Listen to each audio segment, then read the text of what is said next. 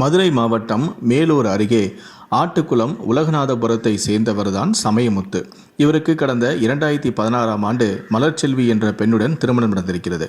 தற்போது இந்த தம்பதிகளுக்கு கயல்விழி வயது 7 மற்றும் கார்த்திகா வயது 5 என்ற 2 பெண் குழந்தைகளும் உள்ளனர்.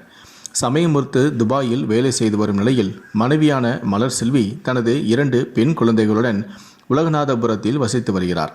இந்நிலையில்தான் மலர்செல்வி தனது 5 வயது மகளான கார்த்திகாவை காணவில்லை என்று மேலூர் காவல் நிலையத்தில் அளித்த புகாரின் பேரில் காவல்துறையினர் விசாரணையை மேற்கொண்டு வந்தனர்.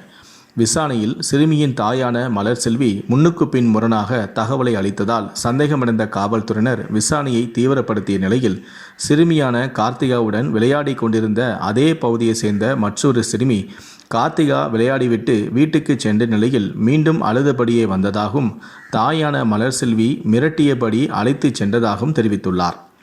இதனால் சிறுமியான கார்த்திகாவின் தாயான மலர்செல்வியிடம் உரிய முறையில் காவல்துறையினர் விசாரணை மேற்கொண்டதில் மலர்செல்விக்கும் அதே பகுதியை சேர்ந்த உறவினரான பாஸ்கரன் மற்றும் தர்மசுந்தர் ஆகிய 2 இளைஞர்களுடன் திருமணத்தை மீறிய உறவு இருந்தது தெரியவந்தது.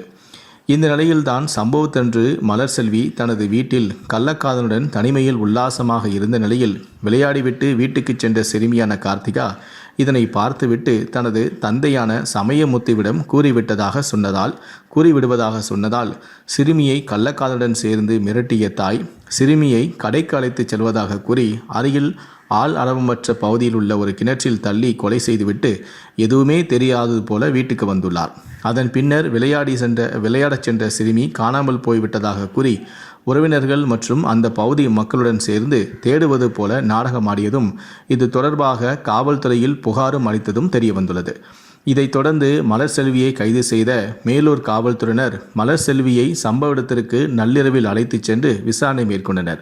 இதில் நள்ளிரவு நேரம் என்பதால் கிணற்றில் இருந்து சிறுமி கார்த்திகாவின் உடலை மீட்பதில் சிரமம் ஏற்பட்ட நிலையில் நேற்று காலை தீயணைப்பு வீரர்களின் உதவியுடன் கிணற்றில் இருந்த சிறுமியான கார்த்திகாவின் உடலை மீட்டு பிரேத பரிசோதனைக்காக மேலூர் அரசு மருத்துவமனைக்கு கொண்டு சென்றுள்ளனர்.